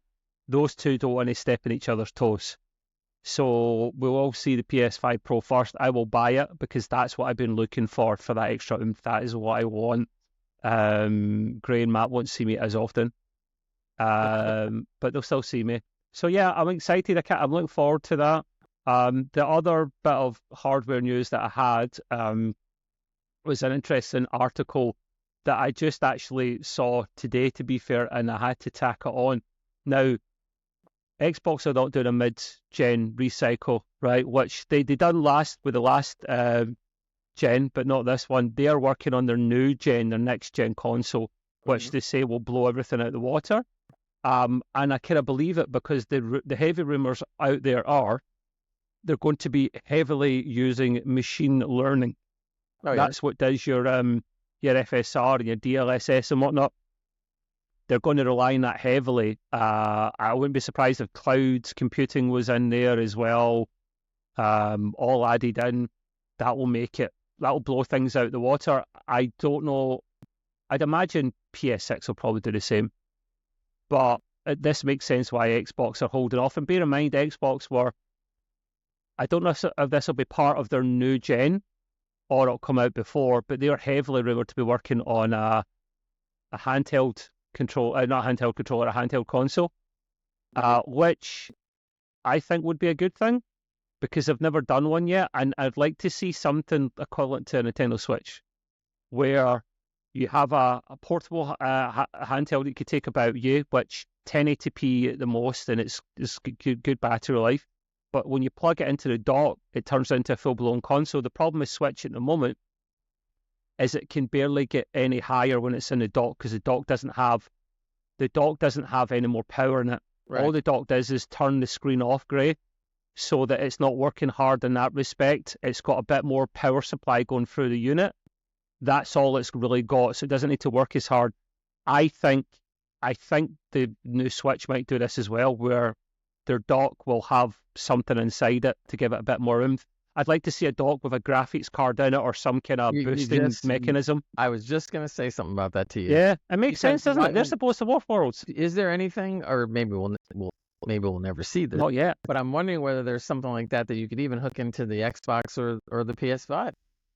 No, not at the moment. It's the closest you get is eGPUs, external GPUs. Okay. Where you plug them into, you'll use like a special, like a Thunderbolt 4 cable, or there's I can't remember the name of it. There's a special, Asus use it for, they've got their bespoke system which connects into their eGPUs. They're really expensive though, and that gives it an oomph. The problem is, Grace, the bandwidth between the eGPU and the machine Right. has to be really high, or you start losing performance. And there's only there's very little connections that can handle that. So I think this will happen with Xbox and their new system. You take it on the go, it's portable. You plug it in, you've got a beast of a machine. Or they could release it earlier and blow everything out of the water. I think the Switch 2 will do this as well. That'd be great.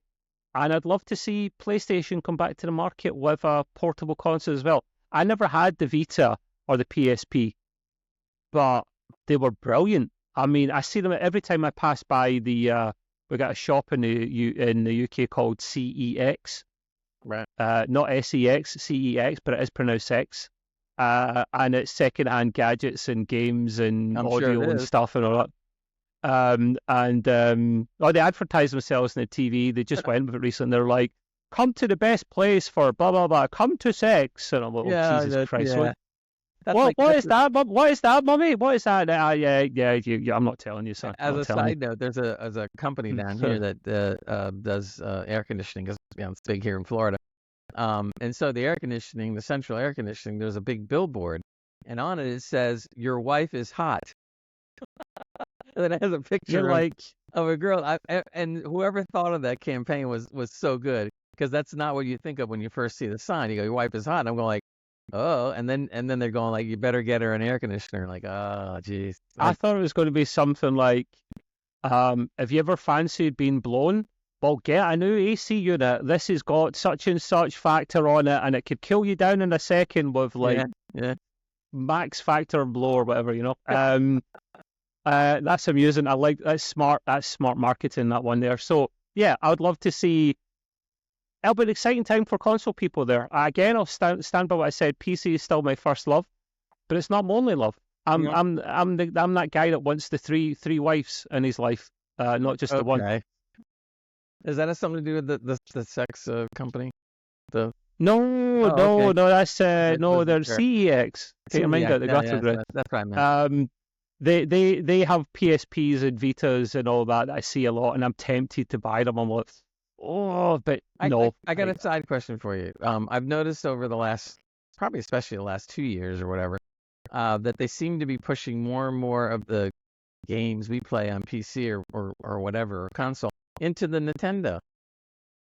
Is it because there's that big of an audience that wants to play it on Nintendo's unit? I mean, it's a very interesting point and question. I'm glad you brought it up, Gray, because COD has not been on the Switch. It's been on Nintendo platforms before, but it's not been the Switch, because the Switch, I mean, this is a Trevism caught up here, don't take it personally, guys. My dead grandmother's get more horsepower than a Nintendo Switch. So it generally can't run a lot. It really can't run a lot, but it's not a powerful machine. This is a SoC that's a chip that was designed in probably 2015 and was used in Nintendo Switch in 2017. It's an old chip, and the chip that they've got out in the Switch 2 is not the most up-to-date chip. The Nintendo purposely asked for a cheaper chip because they don't need the high-end graphics. Right? Yeah, but it's the new chip. That's what I meant. The new chip. That's what I'm talking about. The new chip for the Switch 2 isn't the latest state-of-the-art chip that NVIDIA have got. They've got better. But Nintendo didn't ask for the highest one. They just asked for a model or two up with some current gen things like DLSS. That's the handy thing with going NVIDIA. That will be on the Switch too. They'll bring aspects of that the 4000 series card into that, which is pretty cool. But it never had enough power, Gray. Yeah. And now you're seeing more people bringing it out, and there's a couple of reasons I think for that. One of them is Nintendo has a massive fan base, very loyal, and they want to try and bring games out for it. You have specialized studios that can get they literally get a Nintendo Switch and wring dry, squeeze dry every bit of performance out of this thing. I remember seeing the first version of Ark that came out in the Switch was a bomb scare, and I mean it's a bomb scare on current consoles, but when it came out in the Switch, it was like plain and soup. Yeah. Literally graphical soup. It was horrible. But then they ported it out to another company that specialised in ports, and they came back, and do you want to know something? It still didn't look amazing, But oh my God, it looked way better. And I was like, wow, look at what people can do with modern tools and custom and being competent developers, good developers. It's possible. So they want a piece of that pie. They know Switch 2's coming out. So certain games will not be announced or delayed because they want them to go out and Switch 2, or they'll bring out a patch which will boost it up. Right. So you'll see more and more of this happening, Greg, because they know there's a market and an audience for it, I think. So in order for this to happen, though, doesn't Nintendo have to agree to having these other games on their system? No. It's the same as Sony or Microsoft. You file to the platform holder in question, and you, as long as you tick all the right boxes and you do the right things, you'll get your game approved by that platform. Nintendo are no different. They might be a bit stricter because they've got a bigger family audience, but as long as you, I say that, if you've ever tried to go through the Nintendo eStore, oh my God. First of all, it's a web-based browser shop. Right. It's slower than a week in jail. And I swear to God, it's a horrible experience. There's the worst store in terms of technical aspects and quality of games is Nintendo eStore. You can spend ages, there's thousands of games on that, Greg. Some of them are bargain basement. Some of them look like they've been designed by a 5-year-old. Some of them are bordering on inappropriate. There was hentai. There was hentai in that. And for those that don't know what it is, I'm not telling you. Google it or ask your parents. Ask your parents. That's but how does that get past Nintendo's filters? But it does. So that's what I was wondering. Because Nintendo's goes bananas over things like this, and they're close to the vest on everything. So I'm sitting there thinking like, oh, they must be making something on this. Doesn't make any sense, Greg, really, does it? Because they would, like if you do anything wrong to besmirch the trademark of Nintendo, they will sue you out of existence, literally. But yeah, so I know we're getting a bit of a console kind of conversation then, but we cater for everyone. I still play console as well as my PC, and I still enjoy it. So yes. And I think you've got time for your mod corner, Greg, don't you? Yep, we're going to go into the mod corner again. I was checking some stuff out, and I ended up seeing a mod for Mass Effect, which I don't always see that much. So apparently the people out there that are great at mods have come out with the mod to go into Mass Effect 3. And apparently it's not just a mod to make it look better. It's a total free expansion. And apparently the fans, because there's a lot of rabid fans, including me, of Mass Effect, said that it's something that they all agree you should get. So apparently, from what I understand, it's a free download. It brings a whole new expansion's worth of content to Mass Effect 3. It's called Expanded Galaxy. Again, it's free, and it's over on Nexus Mods. They first released it back in 2021, but they've been updating it very regularly. And now they've gotten to the point where what you couldn't do in Mass Effect games then, because they're older, was that you never could really do much with the Normandy. But apparently now you can totally overhaul the Normandy. It has a war asset system. It has new weapons. You can change it. It'll basically work for you. You can customize it. You can do your romancing on it. If you want. All right. Okay. Where you couldn't before. You can have friends come in on the ship and visit you if you want. I mean, all this stuff is going to happen that it wasn't available back then. So I thought that was pretty good. A lot of people that have tried it have said that now that they've tried it, they can never go back to the vanilla games ever again. That's a lot. That's a lot to say when you're a fan of Mass Effect and you're telling me you can't go back to the original once you play the mod or the mod's version. Apparently, there's going to be new weapons, quality of life improvements. Etc. So I'm like, cool, because I think that might be something I might mess with just to see, how good it is. But most of the time when I do mods, are mods that do something to the graphics, the UI, other things like that make it quality of life kind of stuff that you like. But for a whole expansion, that's not an easy thing to do, as we've seen with Fallout London, etc. So to go all the way back to Mass Effect 3, which was out long ago, I'm like, wow, that's interesting. So yeah, so if you want to head over to Nexus Mods, put in Expanded Galaxy on the search. And if anybody does try this, sure, man, get on the Discord or send us a note to let us know what you thought about it. I think that was pretty good. kind of keeping with the mode of Black Myth Wukong, apparently there's a mod out for that too. And there has been some people that have not been fond of what they call over sharpening in the UE5's virtual shadow maps. So some modders got together and said that they want to try to make this better. Apparently, the non-ray trace shadows in the game, if you don't have a card powerful enough, look kind of bad. So the mod is actually more for people that can't enjoy stuff like this, so they want to be able to have them enjoy it to its fullest, even if they don't have a card powerful enough to do the ray tracing. So this mod will now improve all that, and it'll make the shadows look much better, even without ray tracing, which is really interesting if you think about it. We keep talking about ray tracing, but now they have a mod that just doesn't even bother with ray tracing. It still makes it look better anyway. Good. Exactly. So I'm going like, okay. The over sharpening, I didn't really know about this, but apparently the over sharpening has something to do with the chromatic aberration. And this ends up removing some things from it to give it the proper aspect ratios and etc., and not making it look, I guess, a little fakeish when you're over sharpening. It's almost kind of like when you're in a game, if you end up turning up, they do have some things that have sharpening, and you can turn it all the way up. But when you turn it all the way up, it looks really edgy, and the artifacts start popping out, and it doesn't look right.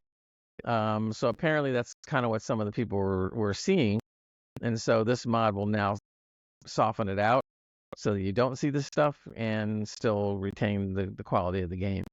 So if you're into this kind of stuff, and there's obviously a lot of modders out there that are, again, check it out on Nexus Mods or just Google it, and you're bound to find it.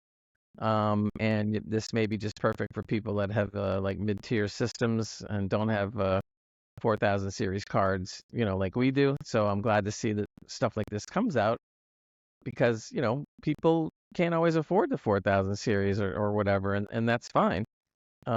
But they shouldn't be left to suffer. So basically, the modders, jump in and help.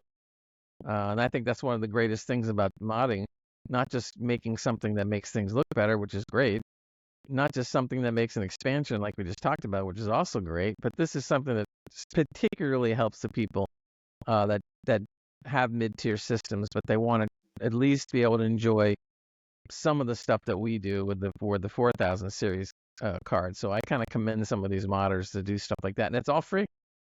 It's all free. No one gets paid. As I said before about mods, like for me, I prefer vanilla, but mods have got their place. I think for me, the place is if a vanilla game comes out and it's really good off the bat, like you generally don't see any problems with it in terms of technical performance at all. You don't need mods, in my opinion, and I'll stand by that strongly. However, that's not always the case, unfortunately, especially in modern days. So more often you need these mods to fix things. And Gray's point, I think he's touched on before as well, is some things will improve the games regardless and do different things. And I respect that as well. Just that element's not for me, Yeah, no, I get it. I mean, with me, I like it only because sometimes I like to tinker. Like, for instance, your point, Horizon Forbidden West doesn't really need anything. The vanilla, so to speak, version is fine, especially if you're using a 4000 card.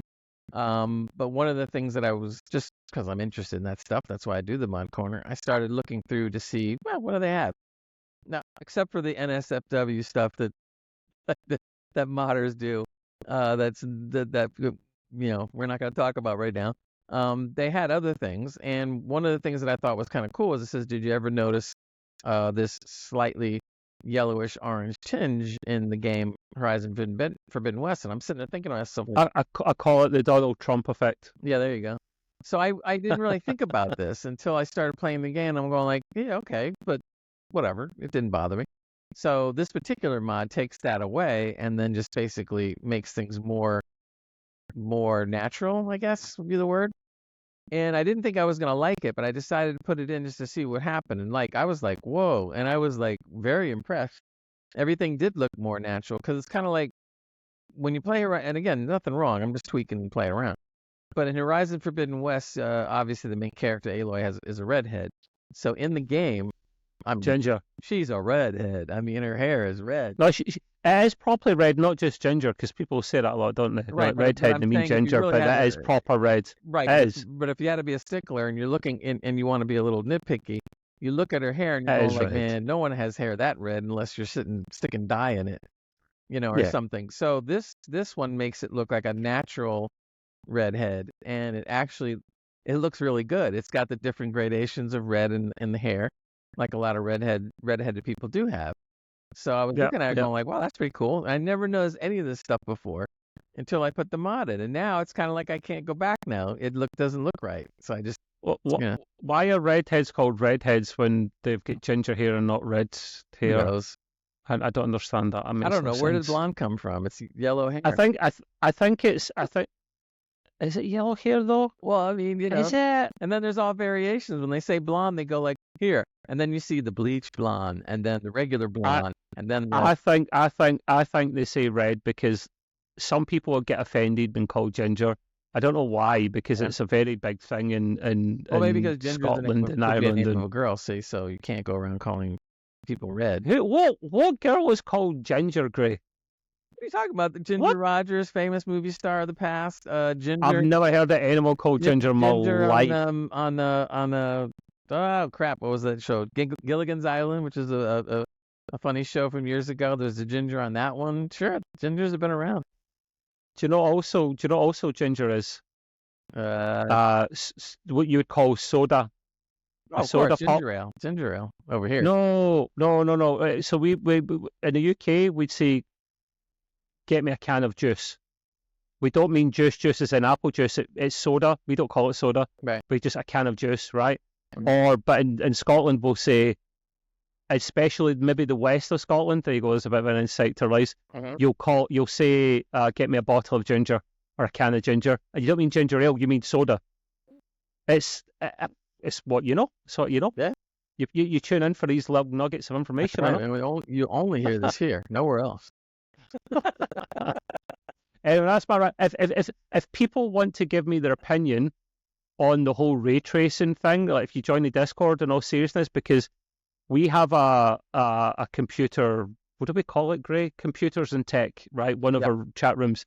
And it is literally what it sounds like. It's all computers and technology and stuff that's out there. And that involves things like DLSS, ray tracing and all that. I can get geeky about that.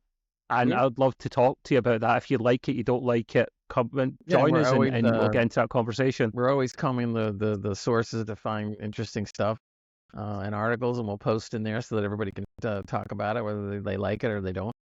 And we do that all the time in the Discord. So yeah, pick up on the Discord, discord.gg/Extreme Gaming Podcast.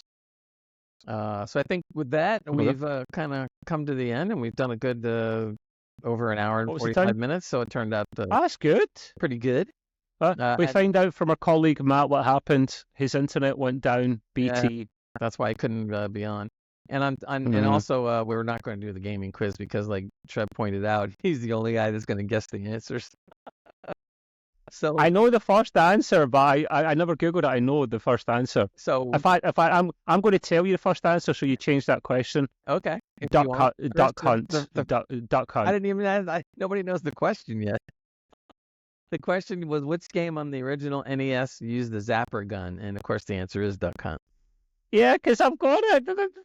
Well, I remember playing. That's one of the few Nintendo games I remember playing when I was younger, and it was like we used to always screw around and take the zapper gun and stick it right up against the television and go play. Do you know how it's fascinating how that actually works, and that's why it doesn't work in modern TVs. It's amazing. That shop I told you about, CEX, right? That has all the gaming stuff secondhand. Yeah. I went in there and I was buying something, and I looked up in their shelves behind the counter, and no shit, there's a rocket launcher up there. I was like, well, what? I was like, whoa, what is that, man? What the hell is that? And they said, I can't remember its name, but it's, in fact, I'll tell you, it was the Super Nintendo rocket launcher. What game was that used in? It was called the Super Scope, right? Okay, cool. The Super Scope. In fact, wait a minute. No one can see this, I don't think. I can share my screen. I'm going to share my screen. Hang on. Yeah. See, we're testing this out for science here, right? Oh, no, keep track of that, because what I'll do is I'll edit in the video. Screen, and I want to share the entire screen, and I want to do that one. It's probably easier if I edit it in later. Let's not let's not share the inappropriate material. Let's show this here. Right, this is for Grace's benefit. There you go. This is so.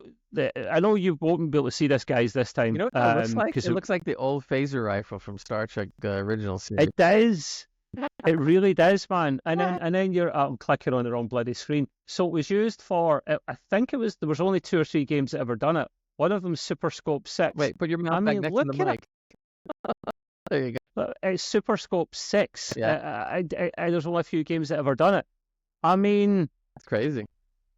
That just looks phenomenal, guys. I'm sorry. $59.89. That's not bad. No, it's not. It's not. I mean, CX will shaft you and charge you more than you should pay. When did this thing come out? Oh God! Now you're talking about release date. That old? I thought it was newer. Then. Oh no, 1992. Oh. For PAL region for Europe. Oh no, wait a minute. Yeah, 1992. So it came out, but it's a SNES. It's a SNES thing. It's a SNES. So anyway. But yeah. So there you have it. Cool. Randomness for you. I love it. So anyway, enjoy. It's been a fun time as usual. Enjoy. Tune into us next week for more fun and games, literally. And we'll be talking about other stuff coming up and whatever's happening at that time. So again, Extreme Gaming Podcast on pretty much every once a week. We rarely ever miss. Check all the podcast services, especially Spotify and some others. And we will see you again next week. And our gaming pod on Wednesdays. Our gaming pod on Wednesdays, which is not. That'll be next week, right? Yeah, Wednesdays. Yeah. And sometimes we do some other stuff in between, but you can find out about that by joining. Yeah, you might get the odd ad hoc stream outside that. We're committed to doing 2 broadcasts a week, 2 recordings. The main one on Thursday, the podcast, and Wednesday's the gaming one on Twitch and YouTube. We'll probably do it across all the streaming platforms, all the socials. Yep. And then, like, I done COD on Saturday night on Twitch. So the plan eventually is we're going to end up live broadcasting on Twitch, TikTok, right? YouTube, and what am I leaving out? Facebook, and X as well. So we'll get 5 platforms, 4 or 5 all at one time. So yeah, a lot of things coming down the pike, as they say. Not counting the pike, but close enough. Little Star Trek humor there. All right, so we are going to say bye-bye, and I will talk to y'all later. Cheers. Bye.